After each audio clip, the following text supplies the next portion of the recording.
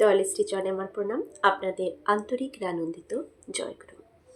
আচার্যদেবের সন্নিকটে প্রতিনিয়ত বিভিন্ন নিবেদন নিয়ে আমাদের মতন সৎসঙ্গীরা তার কাছে সমর্পণ করেন, বিভিন্ন নিবেদন জানান। আচার্যদেব তা খুব সুন্দরভাবে সহজভাবে সেই নিবেদনগুলোকে তাদের কাছে তুলে ধরেন, কিভাবে তা সলভ করা যায়। এমনই বিভিন্ন নিবেদন নিয়ে এসেছেন অনেকেই। একটি মেয়ের একটি মাত্র কিডনি, কি বিধান দিলেন আচার্যদেব। একজন মদের নেশা কোনোভাবেই ছাড়তে পারছেন না, তাকে কি বিধান দিলেন। এক যুবককে দেখিয়ে নিবেদনকারী সেবক বলল, মদের নেশা ছাড়তে পারে না। যুবকটিকে এক ঝলক দেখে আচার্যদেব বললেন, ছাড়তে হবে না। মদ ছাড়তে না করলেন, বললেন ছাড়তে হবে না। প্রত্যেক দিন ফিজিক্যাল অ্যাক্টিভিটি মানে শারীরিক শ্রমদান ঠাকুরের জন্য করুক। দীক্ষাপত্রের কাজ যারা করে তাদের সাথে আলাপ করিয়ে দেবে। প্রত্যেক দিন কিছু সময় ধরে দীক্ষাপত্রের কাজ করে, প্রত্যেক দিন সময় করে যেন সে রোজ দীক্ষাপত্রের কাজে নিযুক্ত হন। এটা আচার্যদেব সেই যে দাদা মদ খেতেন তাকে বললেন। তাদের সাথে ওই কাজে যোগদান করে ফিরে এসে মদ খাবে। কখন মদ খেতে বললেন কাজের থেকে ফিরে এসে ওই দীক্ষাপত্রের কাজ করে এসে তারপর এসে যেন মদ খায়। রোজ নিষ্ঠার সঙ্গে করে যাও দীক্ষাপত্রের কাজ। যারা দীক্ষাপত্রের কাজ করে চলেছে তারা রক্ষা পেয়ে যাচ্ছে। যখন এই দাদা দীক্ষাপত্রের প্রতিনিয়ত কাজে যুক্ত হবে, সৎ ইষ্টের কাজের সাথে যুক্ত হবে, সৎ কথা, সৎ আচরণ, সৎ মানে সবসময় ঠাকুরকে নিয়ে ভেবে থাকবে, সে রোজ যখন এসে খাবে ধীরে ধীরে কিন্তু তার এই নেশাটা একদম শেষ হয়ে যাবে। তাই আচার্যদেব ওই সব কিছুর একটি মাত্র ওষুধ দিলেন, দীক্ষাপত্রের কাজে নিজেকে যুক্ত করা। ইষ্টের কাছে সর্বদা নিজেকে যুক্ত রাখলে আমরা সব যত বড় বিপদ, যত বড় অসুখী হোক না কেন, সেখান থেকে কিন্তু আমরা রক্ষা পাবোই কি পাবো। একটি মেয়ের একটি মাত্র কিডনি, কি বললেন আচার্যদেব। মেয়েটি দুঃখের সঙ্গে জানালো আচার্যদেবকে। শ্রী শ্রী আচার্যদেব বললেন, একটা কিডনি তো কি হয়েছে, একটা কিডনি নিয়ে বেঁচে আছে, স্বাভাবিকভাবে কাজকর্মের সঙ্গে যুক্ত থেকে জীবন ধারণ করছে, এরকম অনেকেই আছে। একটা মেয়ে সংসার করছে, তার একটা কন্যা সন্তান আছে, স্বাভাবিক জীবন যাপন করছে, চিকিৎসা করতে গিয়ে ধরা পড়ল তার একটা মাত্র কিডনি। সে তো কোনো সমস্যায় পড়েনি একটি মাত্র কিডনি বলে।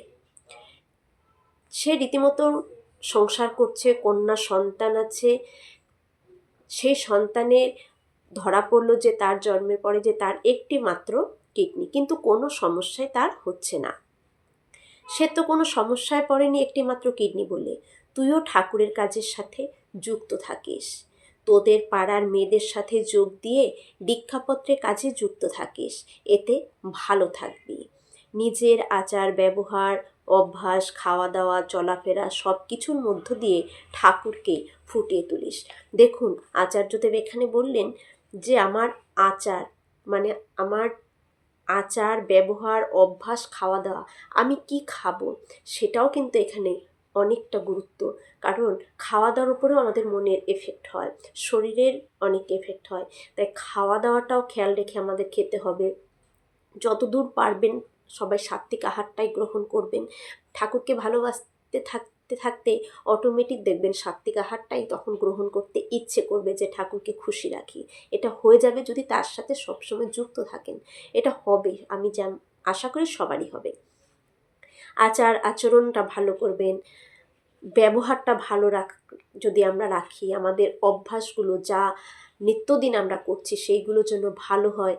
কারণ যা করব সেটার থেকে যেন আমারও কোনো ক্ষতি না হয়, অপরের যেন কোনো ক্ষতি না হয়, সেইগুলো আমাদের নজর রেখে চলতে হবে। খাওয়া দাওয়াটা ঠিক সময়, সহজ পাচ্য পুষ্টিকর খাবার খেতে হবে। চলাফেরাটা এমনভাবে আমাদের সব জায়গায় যেতে হবে, এমন যে সব জায়গায় আমরা যাব কি করব সেইগুলো খেয়াল রাখতে হবে, যে এমন কোনো জায়গায় যাব না যে জায়গায় আমার মনের বিস্তার ঘটবে না, মন সংকীর্ণ হবে, সেসব জায়গাকে আমরা ত্যাগ করব। যেসব আলাপ আলোচনার মধ্যে ঠাকুরের ভাবের বাইরে আলাপ আলোচনা হবে সেই জায়গাগুলো আমরা ত্যাগ করার চেষ্টা করব।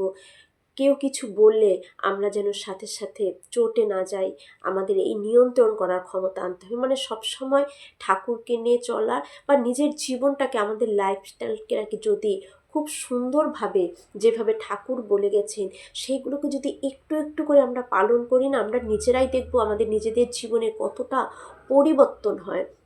লোকে, আপনি যদি ঠাকুরের ভাবধারা চলা শুরু করেন, দেখবেন একদিন মানে সবাই আপনাকে খুব একটা গুরুত্ব দিবে, যে কত ভালো। কিসের জন্য গুরুত্ব দেবে? শুধুমাত্র ঠাকুরের জন্য। কারণ ঠাকুরকে আপনার ভেতরে আপনি জাগিয়ে তুলছেন। তখন ঠাকুরকে জাগিয়ে তোলা মানেই আপনার আচার আচরণ, অভ্যাস, ব্যবহার, চলাফেরা সব কিছুই সুন্দর হতে থাকবে। তখন সবার নজর কাড়বে, সবাই তখন আপনাকে খুব ভালো বলবে। আর যখন সবার নজর কাড়বে, দেখবেন আপনার শরীর স্বাস্থ্য, আপনার মন সব কিছুই একদম সতেজ সতেজ, একদম তরতাজা একটা ভাব থাকবে আপনার ভেতরে। খুব নিজেরও ফিলিংসটা ভালো আসবে। আর নিজে ভালো থাকলে তো সব জগৎ ভালো।